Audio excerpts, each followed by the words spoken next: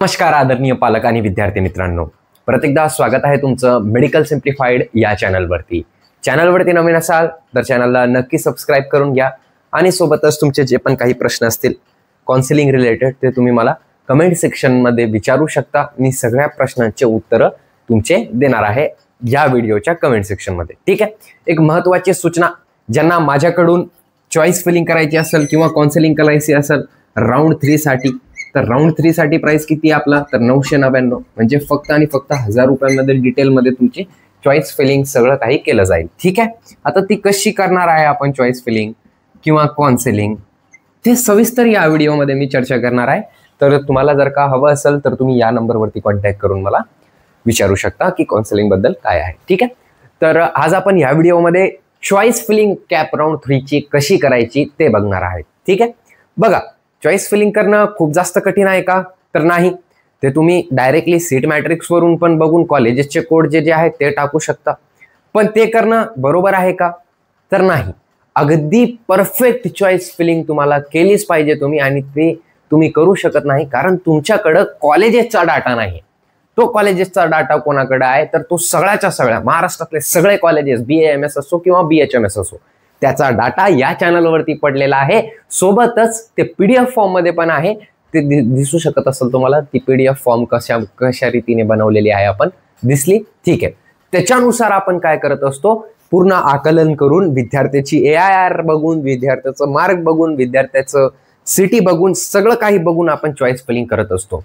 ठीक आहे. Choice feeling हा खूप मोठा मुद्दा असतो, म्हणून हा व्हिडिओ जर का लांब जरी असला तरी पूर्ण व्हिडिओ बघा, जेणेकरून तुमच्याकडून आता चूक झाली नाही पाहिजे.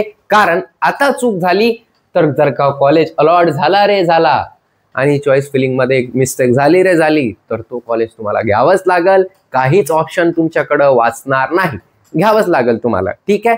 कारण कॅप राऊंड 3 मध्ये जर ज्यांचा नंबर लागला ते पुढच्या राऊंड साठी एलिजिबल असणार आहेत का, तर नाही.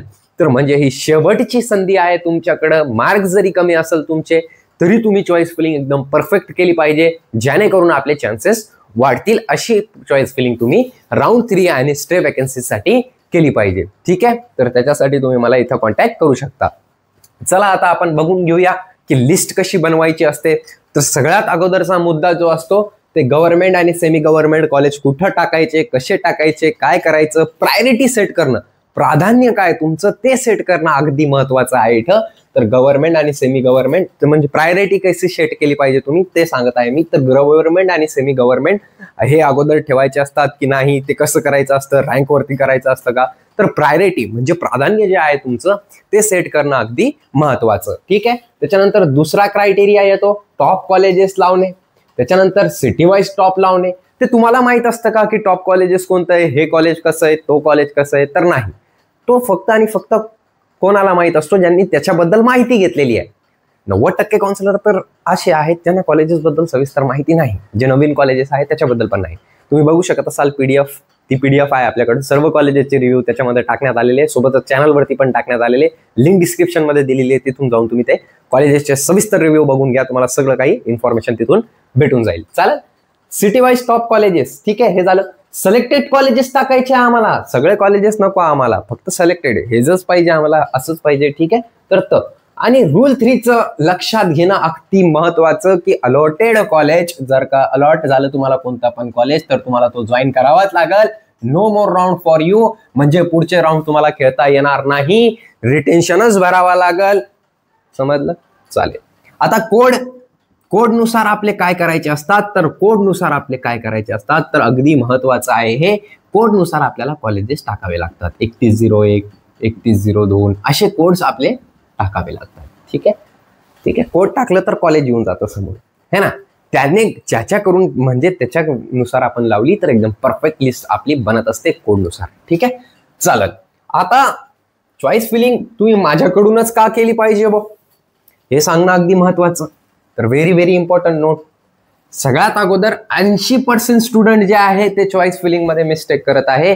राऊंड 1 सुद्धा बघितलं असेल तुम्ही, राऊंड 2 मध्ये सुद्धा बघितलं असेल, राऊंड 3 मध्ये पण विद्यार्थी चूक करणार म्हणजे करणार, आणि स्ट्रे मध्ये कुठेतरी जाऊन त्यांना सूद येणार आणि तिथं तरी जाऊन ते काय करणार, तर चॉईस परफेक्ट टाकणार. काय माहित स्ट्रे मध्ये पण चुकीचे टाकून देणार. पण चॉईस फिलिंग ही अगदी महत्वाची काय असते, कारण 80% विद्यार्थी जे आहे ते फक्त आणि फक्त चॉईस फिलिंग मध्ये मिस्टेक करतात, तुम्ही बघू शकत असाल. ठीक आहे, चालेल. त्याच्यानंतर no one tell detail about choice filling. कोणीच प्रॉपर इन्फॉर्मेशन कुठंच नाही युट्यूब वरती. खूप सारे विद्यार्थी म्हणतात कट ऑफ नुसार बनवायची का लिस्ट, अशी बनवायची का, कारण ते व्हिडिओ पाठवतात की हे व्हिडिओ असं सांगत आहे. तर त्यांना काय करायचं, हा व्हिडिओ कट करून, ते जे एक्झाम्पल सांगणार आहे हा व्हिडिओ कट करून त्यांना पाठवून द्यायचा आणि त्यांना विचारायचं हे खरं बोलत आहे का खोटं बोलत आहे. कारण मी जेवढी इन्फॉर्मेशन देत असतो तुम्हाला फक्त आणि फक्त इन्फॉर्मेशन ब्रोचर नुसार देत असतो. फक्त आणि फक्त कुठून देत असतो, तर इन्फॉर्मेशन ब्रोचर. हे कायदा आहे आपला. कशाचा कायदा आहे, तर काउन्सिलिंगचा कायदा, इन्फॉर्मेशन ब्रोचर. ठीक आहे, चला. आता कॉमन लिस्ट इज डेंजरस. काय असतं ना, मी खूप असं बघितलेलं आहे, मी कोणाचं नाव नाही सांगणार, सगळेच तसे, पण एक कॉमन लिस्ट असते आणि ती टाकून दिली जाते. टाका. Common list is the most dangerous thing. जर का कॉमन लिस्ट टाकली 100% काय होणार, एकदम 100% चॉईस फिलिंग मध्ये मिस्टेक होणार आणि तुम्ही कोणत्या याच्यामध्ये चालल्या जाणार, या कॅटेगरीमध्ये. म्हणून मी म्हणते 80% स्टुडंट हेच करत आहे, कॉमन लिस्ट टाकत आहे. तर कॉलेजेस बद्दल माहिती हवी ना, नाहीतर सीट मॅट्रिक्स बघून पण तुम्ही चॉईस फिलिंग करू शकता. बघा, काउन्सिलिंग म्हणजे ना, एक गोष्ट लक्षात ठेवा, काउन्सिलिंग म्हणजे 90% काय असतं त्याच्यामध्ये चॉईस फिलिंग असते. विषय संपला. चालेल. Rank good college not allotted, और कॉलेज अलॉट भी होगा, कॉलेज अलॉट पण झाला तरी सुद्धा नॉट गुड कॉलेज. ठीक आहे, अलॉट सुद्धा झाला तरी सुद्धा चांगला कॉलेज भेटत नाही का, ही कॉमन लिस्ट किंवा मिस्टेक किंवा कट ऑफ नुसार बनवणे. तर आता तरी ती चूक करू नका, परत परत सांगत आहे. चालेल. आता हा सगळ्यात महत्वाचा मुद्दा आहे. खूप सारे विद्यार्थी मला विचारतात, दादा आपण चॉईस फिलिंग मध्ये किती कोड टाकू शकतो, तर अनलिमिटेड कोड टाकू शकता तुम्ही चॉईस फिलिंग मध्ये, किती पण, जेवढे कॉलेजेस आहे सीट मॅट्रिक्स मध्ये तेवढे सुद्धा टाकू शकतात, किंवा एक कॉलेज सुद्धा टाकू शकतात. हे समजणं अत्यंत गरजेचं. चालत. आता त्याच्यानंतरची गोष्ट करून घेऊया आपण. दादा कट ऑफ नुसार बनवली पाहिजे का? कट ऑफ नुसार जर का लिस्ट बनवत आहे तुम्ही तर सुसाइडल आहे डायरेक्ट. हे डायरेक्ट काय, rank good college not allotted. 80% student मध्ये येऊन जाल, 20% मध्ये यायचं असेल ना, तर चॉईस फिलिंग कशी करतात इथं दाखवणार आहे मी तुम्हाला. ठीक आहे, चालेल. तर कॅन्डिडेट आता कट ऑफ नुसार का बरं नाही बनवले पाहिजे आणि का बरं हे मिस्टेक होत असतात, का बरं हे 80% विद्यार्थी मिस्टेक करतात, कट ऑफ बनवणाऱ्यांचं काय हाल होतं, ते सगळं मी सांगणारच आहे. बघून घ्या आता. ठीक आहे. तर हा एक्झाम्पल आहे, खूप महत्वाचा आहे, तो बघणे खूप जास्त आवश्यक आहे तुमच्यासाठी. 2 कॅन्डिडेट घेतले आपण ज्यांना 301 मार्क आहे. किती मार्क आहे? 301. सारखेच मार्क आहे. किती आहे? सारखेच दोन्ही कॅन्डिडेटला. मला एक गोष्ट सांगा तुम्ही, जर का सारखा कॅन्डिडेट, सारखे मार्क बसले कॅन्डिडेट 100 जरी असले तर त्यांची 100 विद्यार्थ्यांची जी ऑल इंडिया रँक आहे किंवा SML रँक आहे ती वेगळी असणार की सारखी असणार? ठीक आहे, मी पुरावा देऊन टाकतो तुम्हाला. हा बघा पुरावा. सगळ्यांची SML पण वेगळी आहे, सगळ्यांची ही पण वेगळी आहे. काय वेगळी आहे? काय म्हणतात त्याला, AR रँक आहे का वेगळी? बघितली? चालेल. आता एक अजून गोष्ट लक्षात घ्या. एक अजून गोष्ट अशी की हे लक्षात ठेवा तुम्ही की जर का एक कॅन्डिडेट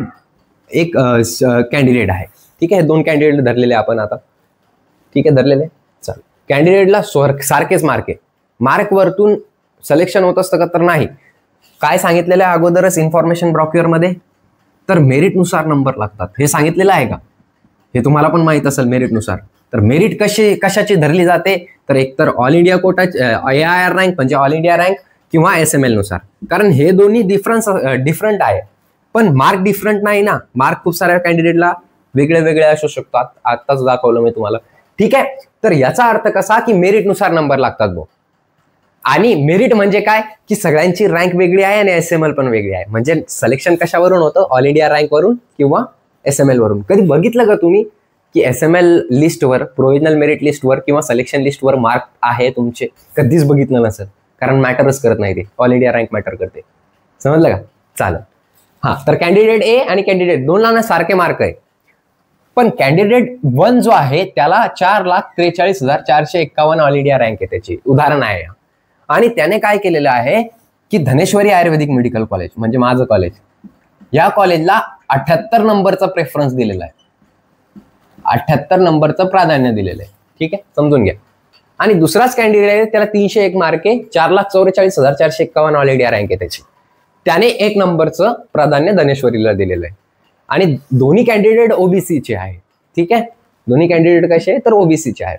आता मला सांगा की कॅन्डिडेट नंबर 2 ला कॉलेज लागेल, व्हिडिओ पॉज करा आणि तुम्ही स्वतः विचार करा की कॅन्डिडेट 1 ला लागेल की 2 ला लागेल नंबर. ठीक आहे, तर आणि धनेश्वरीमध्ये फक्त आणि फक्त किती सीट रिक्त आहे ओबीसी साठी? एकच. उदाहरण आहे, परत परत सांगत आहे, एकच सीट रिक्त आहे. आता दोन्ही पैकी कोणाला लागेल नंबर, कोणाचा लागेल? सगळं गृहीत धरून ठेवा जे बोललो मी. जर का व्हिडिओ पॉज करा केला चालेल. आता सगळं गृहीत धरा हे गोष्टी आणि मला सांगा कॉलेज कोणाला अलॉट होणार. तुम्ही पण चूक केली असेल आणि कमीत कमी 80% विद्यार्थी आहे ना आणि काउन्सिलर सुद्धा हीच चूक करत आहे आणि म्हणून सांगत आहे कट ऑफ नुसार बनवा लिस्ट. खूप सारे पॅरेंट्स किंवा विद्यार्थी बघत असेल तर कॅन्डिडेट, तर ते सांगत असेल दादा कॉलेज याला अलॉट होणार कारण याने प्राधान्य 1 नंबरवरती दिलेलं आहे आणि धनेश्वरीमध्ये फक्त एकच सीट रिक्त आहे. है ना, वाटलं ना आज तुम्हाला? वाटलं होतं ना असं? हा, असंच वाटलं असेल. तुम्ही एक गोष्ट विसरले, मेरिटनुसार नंबर लागतात. बरोबर, इन्फॉर्मेशन ब्रोक्युअरमध्ये दिलेलं आहे. हा, अरे दादा याने 90 कोणता पण प्राधान्य दिला तरी हा मेरिटचा कॅन्डिडेट आहे, कॉलेज यालाच अलॉट होणार. याने जर का 92 नंबरवरती पण ठेवला कॉलेज कोणता पण तर कॉलेज यालाच अलॉट होणार ना. का अलॉट होणार? कारण याची ऑल इंडिया रँक 4,43,451 आहे, याच्यापेक्षा चांगली आहे. तर प्राधान्य मॅटर करत नाही, म्हणजे मार्क मॅटर करत नाही. तुमचं कॉलेजचं प्राधान्य कुठं पण असलं तरी मॅटर करत नाही, फक्त तुम्ही त्या मेरिटमध्ये बसले पाहिजे. मेरिट कशानुसार निघते? SML किंवा ऑल इंडिया रँक, दोन्ही गृहीत धरून चला, कारण हे दोन्ही मेरिटचे हे आहे, काय आहे, पॅरामीटर्स आहे. समजलं तुम्हाला? कॉलेज कोणाला अलॉट होणार? तर ज्याने प्राधान्य 78 नंबर वरती दिलेला आहे, कारण त्याची ऑल इंडिया रँक चांगली आहे याच्यापेक्षा. याने कुठं पण दिलेला असला तरी यालाच काय होणार की कॉलेज अलॉट होणार. बरोबर, चालेल, जरी सीट एकच असला तरी चालेल. हा, आता माझी 100% बेस्टच लिस्ट येणार तुम्हाला. जे कॅन्डिडेट आहे त्यांचे रिव्ह्यू सुद्धा बघून घ्या तुम्ही, मी पाठवून देईन तुम्हाला, ऑलरेडी टाकलेले चॅनलवरती, ते सुद्धा बघून घ्या. ठीक आहे, how I do choice filling. माझी लिस्ट 3 प्रकारची असते बघा. किती प्रकारची? 3 प्रकारची. सगळ्यात अगोदर टॉप रँकनुसार तुमची रँक बघून, कॉलेजचे रिव्ह्यू बघून, कॉलेजचे रिव्ह्यू तर बघितलेच असेल तुम्ही, त्यानुसार तुमची लिस्ट बनवली जाते, जी आहे नाव मी मिटवत आहे अशी असते लिस्ट ती. ठीक आहे, म्हणजे वेगळी असते सगळ्यांसाठी, कॉमन नसते कोणासाठीच. ठीक आहे, ही लिस्ट बघितली चालेल, नाव दाखवत नाही सिक्युरिटी रिझनमुळे. त्याच्यानंतर सिटी वाईज, ही आहे सिटी वाईज नाव, वरती सिटी लिहिलेल्या जातात त्याच्यानुसार. चालेल, दिसत नसेल तुम्हाला. त्याच्यानंतर असते सिटी वाईज टॉप नुसार, ही माझ्यानुसार असते. ही हो हीच आहे. ठीक आहे, नाव याच्यामध्ये खूप जास्त डिटेल सुद्धा असतात, ग्रुपमध्ये सुद्धा ऍड केलं जातं आणि तुम्हाला प्रश्न विचारल्यानंतरच तुमची लिस्ट बनत असते. तर लवकरात लवकर तुम्ही ते कॉन्टॅक्ट करा आणि लवकरात लवकर घेऊन घ्या. ठीक आहे, पहिल्या 10 विद्यार्थ्यांसाठी 899 चार्जेस, नंतर 999 ते होऊन जाईल. ठीक आहे, सांगितलं मी. इथपर्यंत व्हिडिओ बघितला असेल तर 100 रुपयाचा तुमचा फायदा होऊन जाईल. चल, ठीक आहे, समजलं तुम्हाला? तर या नंबरवरती तुम्ही कॉन्टॅक्ट करू शकता आणि कॉलेजेसचे रिव्ह्यू बघायचे असेल तर ह्या व्हिडिओमध्ये तुम्ही क्लिक करून ते बघू शकता. आणि एक्सपेक्टेड कट ऑफ काय जाणार आहे कॅप राऊंड 3चा, तर ते इथं क्लिक करून तुम्ही बघू शकता. आय होप तुम्हाला व्हिडिओ नक्कीच आवडला असेल आणि जे कट ऑफ नुसार सांगत असेल तुम्हाला, एवढा पोर्शन कट करा माझं कोणी आणि पाठवून द्या. ठीक आहे, त्यांना समजून जाईल मग नॉलेज काय असतं आणि लोकांना पागल बनवणं काय असतं. ठीक आहे, thank you so much, have a great day. I hope तुमच्या रँकनुसार तुम्हाला बेस्ट पॉसिबल कॉलेज अलॉट व्हावा. धन्यवाद.